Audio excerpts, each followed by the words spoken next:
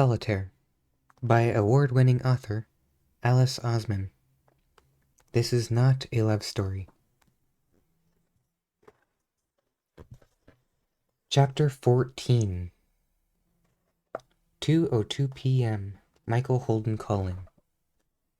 Hello? I didn't wake you up, did I? Michael? No. Good. Sleep is important. How did you get my number? You called me, remember? Back in the IT room. I saved your number. That's very sneaky of you. I'd call it resourceful. Did you call about Charlie? I called about you. Is Charlie okay? He just had a bad night. He's at therapy with our parents right now. Where are you? In bed. At 2 in the afternoon. Yeah? Could I... What? Could I come over? Why?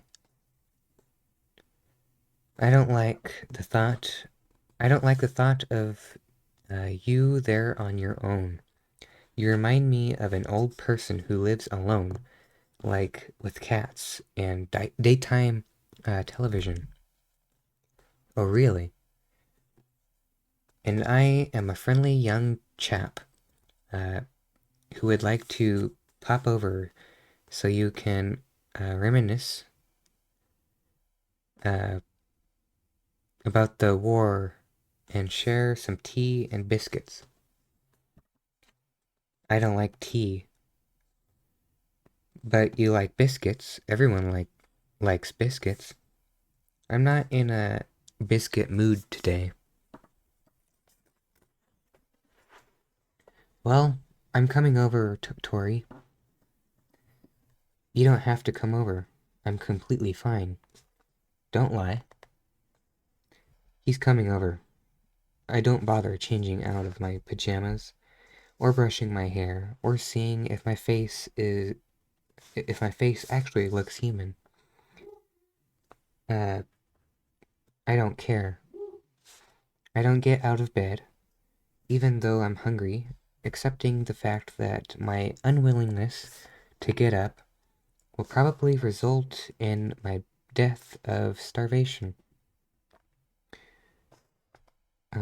Then I realize that I can't possibly let my parents have 2 children who knowingly starve themselves. Oh God, dilemma. Even lying in bed is stressful. The doorbell rings and makes my decision for me. I stand in the porch with one hand on the open door.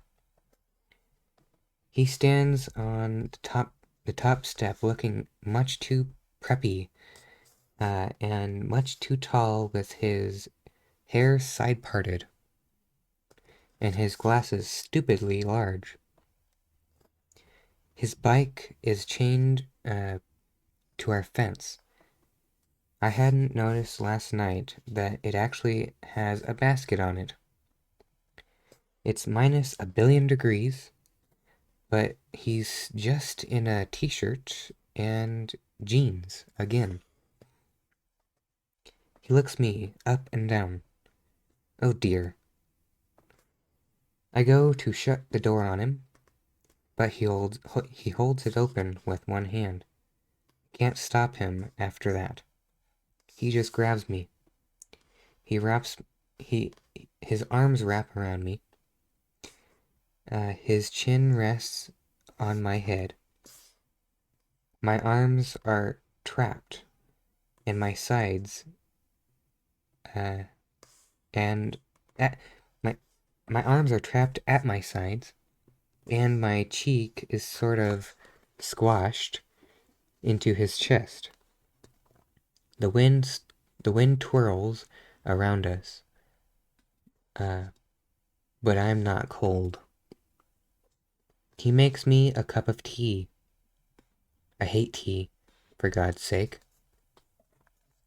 We drink out of faded mugs at the kitchen table. He asks me, What do you normally do on Saturdays? Do you go out? Not if I can help it. I say, What do you do? I don't really know. I take a sip of the dirty water. You don't know? He leans back. Time passes. I do stuff. Time passes. I do stuff. Some of it matters, some of it doesn't. I thought you were an optimist. He grins. Just because something doesn't matter doesn't mean that it's not worth doing. The light in our kitchen is off. It's very dark. So where shall we go today? I shake my head. I can't go out. Oliver's here. He blinks at me. Oliver? I wait for him to remember, but he doesn't. My 7-year-old brother. I didn't tell you. I did tell you. My 7-year-old brother. I did tell you I had 2 brothers.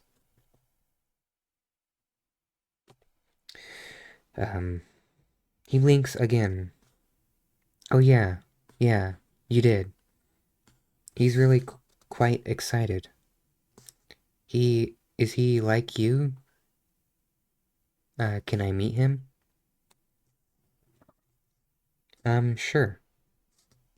I call Oliver, and he comes downstairs after a minute or so with a tractor in one hand, still with his pajamas and dressing gown on.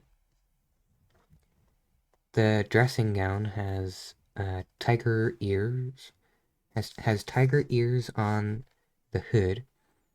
He stands on the stairs, leans over the banister, and stares into the kitchen. Michael introduces himself, of course, with a wave and a blinding smile. Hello, I'm Michael. Oliver introduces himself too, with equal vigor. My name's Oliver Jonathan Spring, he says, waving his tractor around. And this tractor, and this is Tractor Tom. He holds Tractor Tom to his ear and listens before continuing. Tractor Tom doesn't think that you're dangerous, so you're allowed to go into the living room. Tractor Tom doesn't think that you're dangerous, so you're allowed to go into the living room, Tractor, if you want. I would be absolutely delighted to visit the living room, Tractor, says Michael. I think he's a little surprised. Oliver is nothing like me whatsoever. Oliver studies him with judging eyes. After a moment's contemplation, he holds a hand up to his mouth and whispers loudly to me. Is he your boyfriend? This actually makes me laugh. Out loud. A real laugh. Michael laughs too, and then stops and looks at me while while I continue smiling. I don't think he's seen me laugh before. Has he seen me laugh?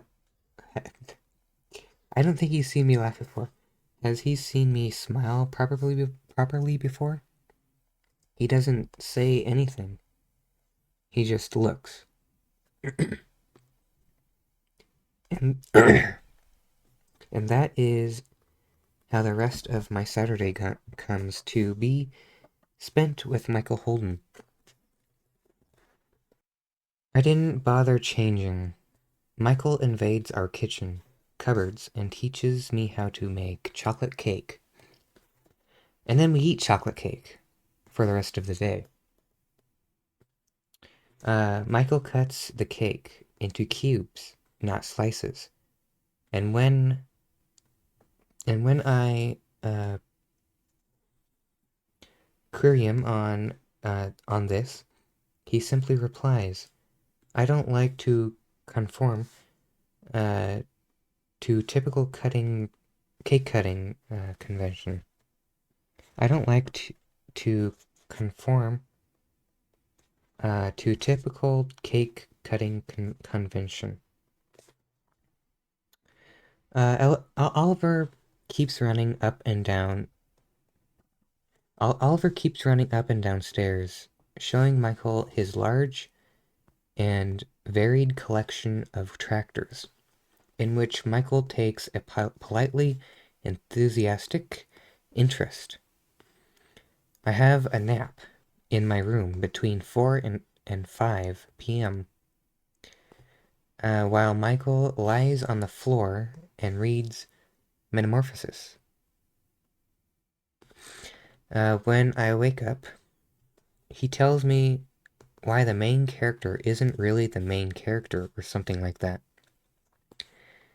And also how he didn't like the ending because the supposed main character dies. Then he apologizes for spoiling the ending for me. I remind him I don't read. After that, the three of us clamber. The three of us clamber inside the living room tractor. And play this old board game called Game of Life that Michael found under my bed. You receive all this money, sort of like Monopoly, and then the object of the game appears to be to have the most successful life, the best job, the highest income, the biggest house, the most insurance. It's a very odd game. Anyway, that takes up about 2 hours, and after another round of cake, we play Sonic. We play Sonic Heroes on the PS2. Oliver triumphantly beats us both, and I have to give him a piggyback for the rest of the evening as a result.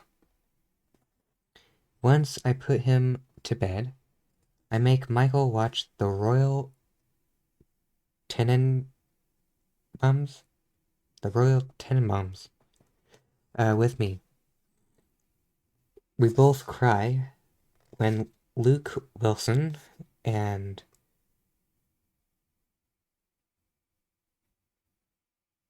Gwyneth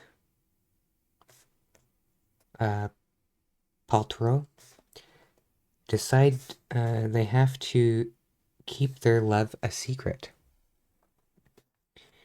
It is 10 o'clock when Mom, Dad, and Charlie get home.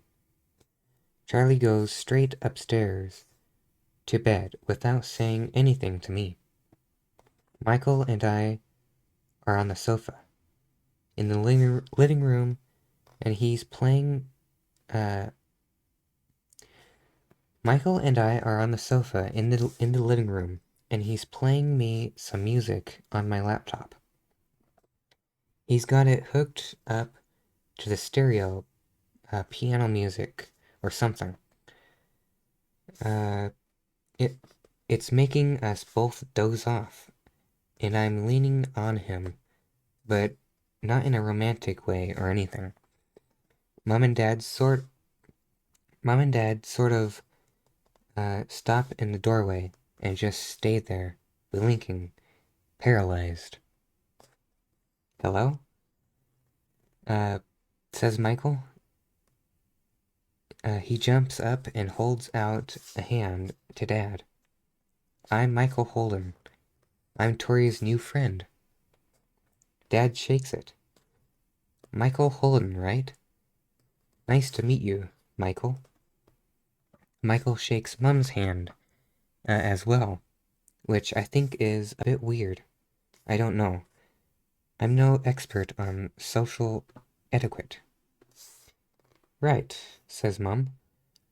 Of course, Tori's friend. I hope it's all right that I came round, says Michael. I met Tori a couple weeks ago. I thought she might be a bit lonely.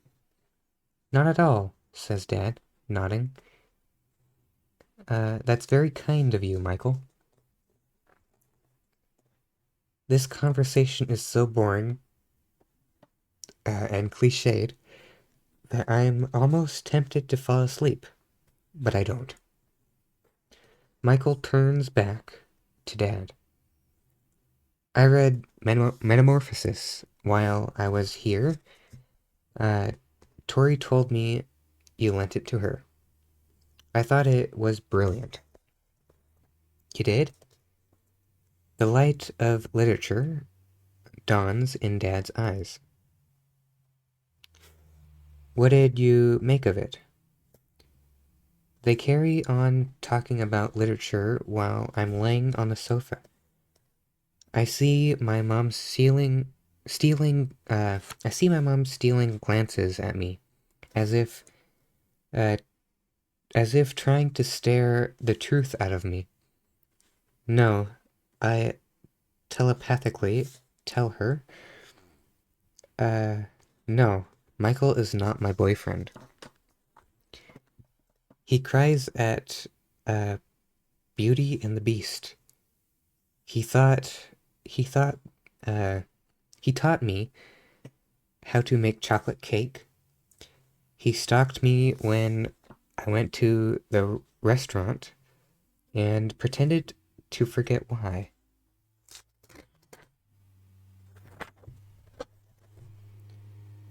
And that is the end of chapter 14. Stay tuned for chapter 15.